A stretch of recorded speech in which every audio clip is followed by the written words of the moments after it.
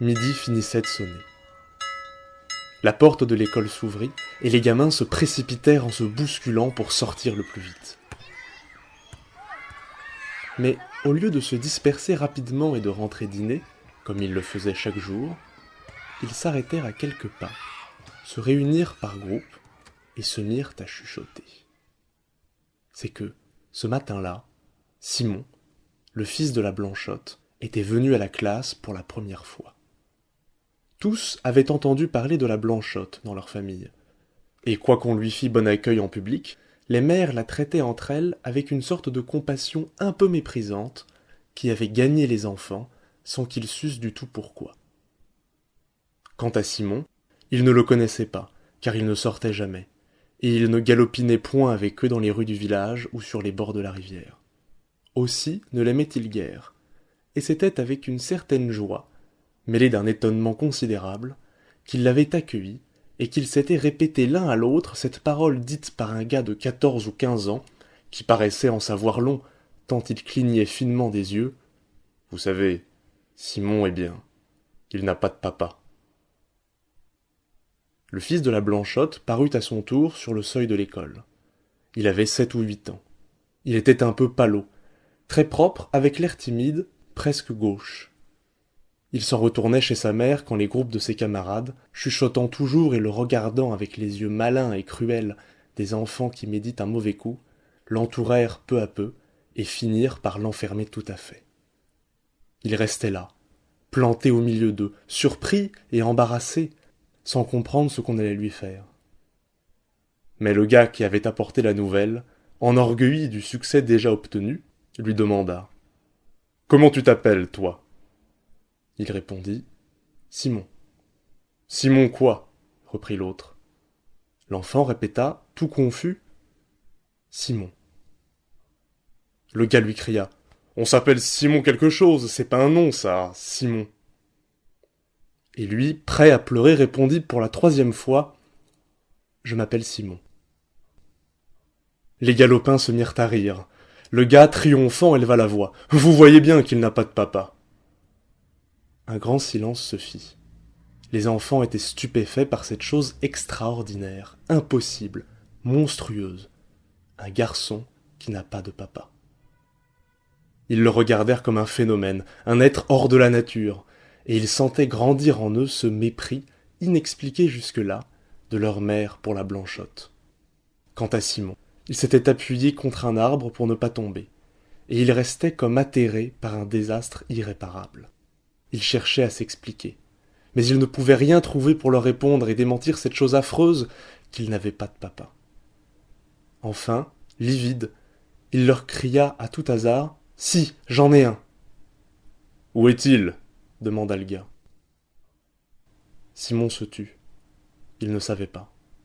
Les enfants riaient, très excités, et ces fils des champs, plus proches des bêtes, éprouvaient ce besoin cruel qui pousse les poules d'une basse-cour à achever l'une d'entre elles aussitôt qu'elle est blessée.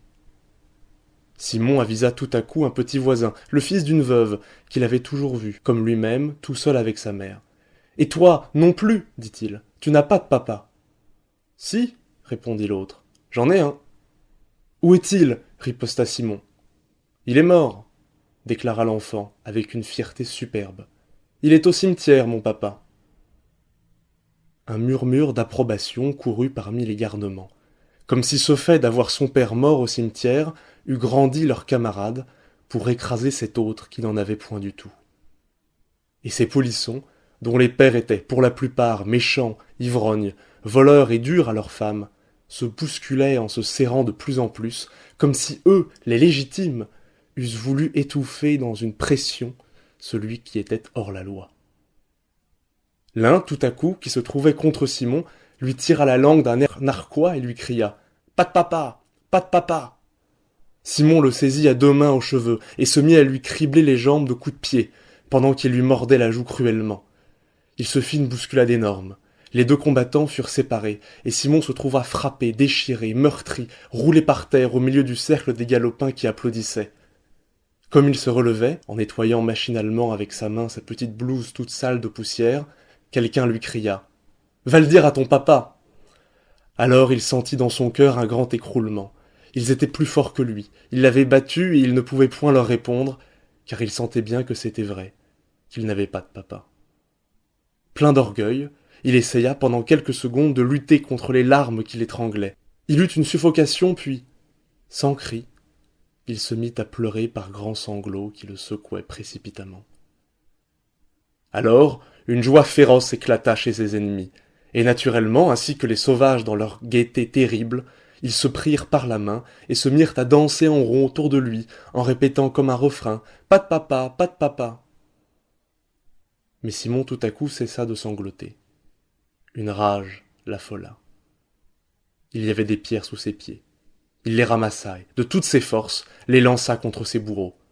2 ou 3 furent atteints et se sauvèrent en criant, et il avait l'air tellement formidable qu'une panique eut lieu parmi les autres. Lâches, comme l'est toujours la foule devant un homme exaspéré, ils se débandèrent et s'enfuirent. Resté seul, le petit enfant sans père se mit à courir vers les champs, car un souvenir lui était venu qui avait amené dans son esprit une grande résolution. Il voulait se noyer dans la rivière. Il se rappelait en effet que, 8 jours auparavant, un pauvre diable qui mendiait sa vie s'était jeté dans l'eau parce qu'il n'avait plus d'argent. Simon était là lorsqu'on le repêchait, et le triste bonhomme, qui lui semblait ordinairement lamentable, malpropre et laid, l'avait alors frappé par son air tranquille, avec ses joues pâles, sa longue barbe mouillée et ses yeux ouverts, très calmes. On avait dit alentour « Il est mort ». Quelqu'un avait ajouté « Il est bien heureux maintenant ». Et Simon voulait aussi se noyer, parce qu'il n'avait pas de père comme ce misérable qui n'avait pas d'argent. Il arriva tout près de l'eau et la regarda couler.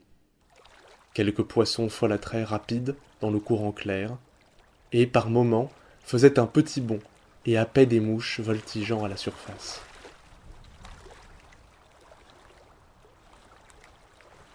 Il cessa de pleurer pour les voir, car leur manège l'intéressait beaucoup, mais parfois, comme dans les accalmies d'une tempête, passent tout à coup de grandes rafales de vent qui font craquer les arbres et se perdent à l'horizon, cette pensée lui revenait avec une douleur aiguë. Je vais me noyer parce que je n'ai point de papa. Il faisait très chaud, très bon.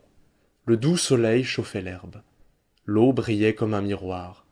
Et Simon avait des minutes de béatitude, de cet alanguissement qui suit les larmes, où il lui venait de grandes envies de s'endormir là, sur l'herbe, dans la chaleur. Une petite grenouille verte sauta sous ses pieds. Il essaya de la prendre, elle lui échappa. Il la poursuivit et la manqua 3 fois de suite. Enfin, il la saisit par l'extrémité de ses pattes de derrière et se mit à rire en voyant les efforts que faisait la bête pour s'échapper. Elle se ramassait sur ses grandes jambes, puis d'une détente brusque, les allongeait subitement, raides comme 2 barres, tandis que, l'œil tout rond, avec son cercle d'or, elle battait l'air de ses pattes de devant qui s'agitaient comme des mains. Cela lui rappela un joujou fait avec d'étroites planchettes de bois clouées en zigzag les unes sur les autres qui, par un mouvement semblable, conduisaient l'exercice de petits soldats piqués dessus. Alors il pensa à sa maison, puis à sa mère, et pris d'une grande tristesse, il commença à pleurer. Des frissons lui passaient dans les membres. Il se mit à genoux et récita sa prière comme avant de s'endormir. Mais il ne put l'achever, car des sanglots lui revinrent, si pressés, si tumultueux, qu'ils l'envahirent tout entier. Il ne pensait plus. Il ne voyait plus rien autour de lui, et il n'était occupé qu'à pleurer. Soudain, une lourde main s'appuya sur son épaule, et une grosse voix lui demanda « Qu'est-ce qui te fait donc tant de chagrin, mon bonhomme ?» Simon se retourna. Un grand ouvrier, qui avait une barbe et des cheveux noirs tout frisés, le regardait d'un air bon. Il répondit avec des larmes plein les yeux et plein la gorge. « Ils m'ont battu parce que je n'ai pas de papa. Pas de papa. » « Comment ?» dit l'homme en souriant. « Mais tout le monde en a un. » L'enfant reprit péniblement au milieu des spasmes de son chagrin. « Moi, je n'en ai pas. » Alors l'ouvrier devint grave. Il avait reconnu le fils de la Blanchotte. Et, quoique nouveau dans le pays, il savait vaguement son histoire. « Allons, dit-il, Console-toi, mon garçon, et viens-t'en avec moi chez ta maman, on t'en donnera un papa. » Ils se mirent en route, le grand tenant le petit par la main, et l'homme souriait de nouveau, car il n'était pas fâché de voir cette Blanchotte qui était, comptait-on, une des plus belles filles du pays. Et il se disait peut-être, au fond de sa pensée, qu'une jeunesse qui avait failli pouvait bien faillir encore. Ils arrivèrent devant une petite maison blanche, très propre. « C'est là, » dit l'enfant. Et il cria « Maman !» Une femme se montra, et l'ouvrier cessa brusquement de sourire, car il comprit tout de suite qu'on ne badinait plus avec cette grande fille pâle qui restait sévère sur sa porte, comme pour défendre à un homme le seuil de cette maison où elle avait été déjà trahie par un autre. Intimidé, et sa casquette à la main, il balbutia. « Tenez, madame, je vous ramène votre petit garçon qui s'était perdu près de la rivière. » Mais Simon sauta au cou de sa mère et lui dit en se remettant à pleurer. « Non, maman, j'ai voulu me noyer parce que les autres m'ont battu parce que... je n'ai pas de papa. » Une rougeur cuisante couvrit les joues de la jeune femme. Et meurtrie jusqu'au fond de sa chair, elle embrassa son enfant avec violence, pendant que des larmes rapides lui coulaient sur la figure. L'homme ému restait là, ne sachant comment partir. Mais Simon soudain courut vers lui et lui dit « Voulez-vous être mon papa ?» Un grand silence se fit. La Blanchotte, muette et torturée de honte, s'appuyait contre le mur, les deux mains sur son cœur.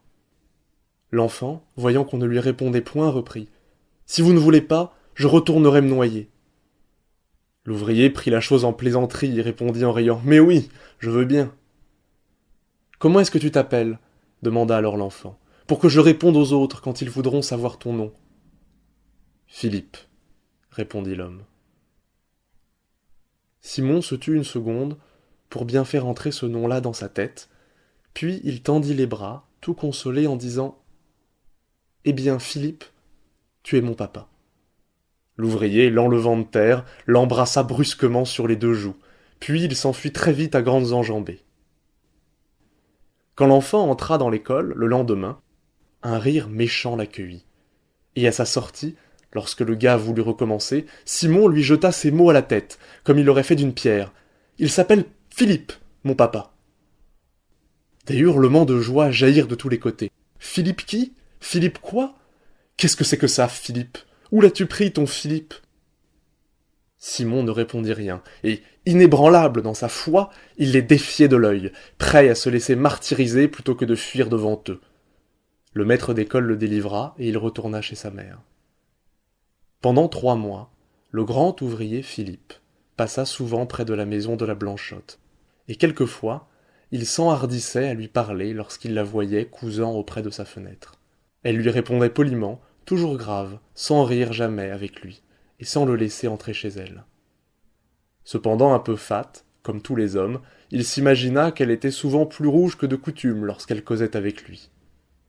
Mais une réputation tombée est si pénible à refaire et demeure toujours si fragile que, malgré la réserve ombrageuse de la Blanchotte, on jasait déjà dans le pays. Quant à Simon, il aimait beaucoup son nouveau papa, et se promenait avec lui presque tous les soirs, la journée finie. Il allait assidûment à l'école, et passait au milieu de ses camarades fort dignes, sans leur répondre jamais. Un jour, pourtant, le gars qui l'avait attaqué le premier lui dit « Tu as menti. Tu n'as pas un papa qui s'appelle Philippe. »« Pourquoi ça ?» répondit Simon très ému. Le gars se frottait les mains et reprit « Parce que si tu en avais un, il serait le mari de ta maman. » Simon se troubla devant la justesse de ce raisonnement. Néanmoins il répondit « C'est mon papa tout de même. »« Ça se peut bien, » dit le gars en ricanant. « Mais ce n'est pas ton papa tout à fait. » Le petit à la Blanchotte courba la tête, et s'en alla rêver du côté de la forge du père Loison, où travaillait Philippe. Cette forge était comme ensevelie sous des arbres. Il y faisait très sombre. Seule la lueur rouge d'un foyer formidable éclairait par grands reflets 5 forgerons aux bras nus, qui frappaient sur leurs enclumes avec un terrible fracas. Ils se tenaient debout, enflammés comme des démons, les yeux fixés sur le fer ardent qu'ils torturaient, et leurs lourdes pensées montaient et retombaient avec leurs marteaux. Simon entra sans être vu. et elle a tout doucement tiré son ami par la manche. Celui-ci se retourna. Soudain, le travail s'interrompit et tous les hommes regardèrent, très attentifs. Alors, au milieu de ce silence inaccoutumé, monta la petite voix frêle de Simon. « Dis donc, Philippe, le gars à la mi-chaude qui m'a conté tout à l'heure que tu n'étais pas mon papa tout à fait. »« Pourquoi ça ?» demanda l'ouvrier. L'enfant répondit avec toute sa naïveté. « Parce que tu n'es pas le mari de maman. » Personne ne rit. Philippe resta debout, appuyant son front sur le dos de ses grosses mains qui supportaient le manche de son marteau dressé sur l'enclume. Il rêvait. Ses 4 compagnons le regardaient et, tout petit entre ces géants, Simon, anxieux, attendait. Tout à coup, un des forgerons, répondant à la pensée de tous, dit à Philippe : « C'est tout de même une bonne et brave fille que la Blanchotte, et vaillante, et rangée malgré son malheur, et qui serait une digne femme pour un honnête homme. »« Ça, c'est vrai, » dirent les 3 autres. L'ouvrier continua. « Est-ce sa faute à cette fille si elle a failli ? On lui avait promis mariage, et j'en connais plus d'une qu'on respecte bien aujourd'hui, et qui en a fait tout autant. »« Ça, c'est vrai, » répondirent en chœur les 3 hommes. Il reprit. « Ce qu'elle a peiné, la pauvre, pour élever son gars toute seule, et ce qu'elle a pleuré depuis qu'elle ne sort plus que pour aller à l'église, il n'y a que le bon Dieu qui le sait. »« C'est encore vrai, » dirent les autres. Alors on n'entendit plus que le soufflet qui activait le feu du foyer.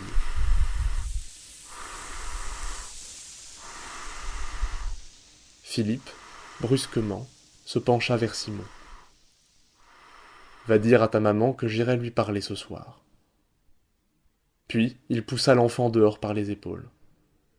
Il revint à son travail et, d'un seul coup, les 5 marteaux retombèrent ensemble sur les enclumes. Ils battirent ainsi le fer jusqu'à la nuit, forts, puissants, joyeux comme des marteaux satisfaits. Mais de même que le bourdon d'une cathédrale résonne dans les jours de fête au-dessus du tintement des autres cloches, ainsi le marteau de Philippe, dominant le fracas des autres, s'abattait de seconde en seconde avec un vacarme assourdissant. Et lui, l'œil allumé, forgeait passionnément, debout dans les étincelles.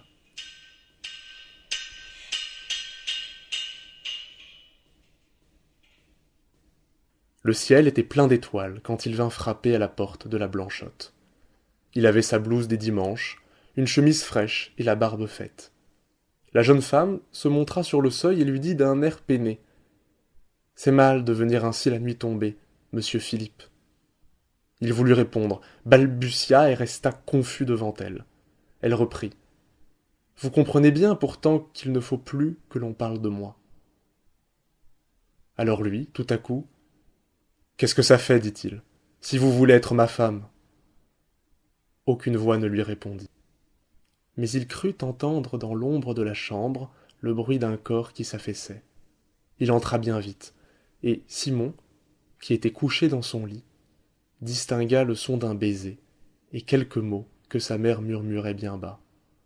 Puis, tout à coup, il se sentit enlevé dans les mains de son ami, et celui-ci, le tenant au bout de ses bras d'Hercule, lui cria : « Tu leur diras à tes camarades que ton papa, c'est Philippe Rémy, le forgeron, et qu'il ira tirer les oreilles à tous ceux qui te feront du mal. » Le lendemain, comme l'école était pleine et que la classe allait commencer, le petit Simon se leva, tout pâle et les lèvres tremblantes. « Mon papa, dit-il, d'une voix claire, c'est Philippe Rémy, le forgeron, et il a promis qu'il tirerait les oreilles à tous ceux qui me feraient du mal. » Cette fois, personne ne rit plus, car on le connaissait bien, ce Philippe Rémy, le forgeron, et c'était un papa, celui-là, dont tout le monde eût été fier.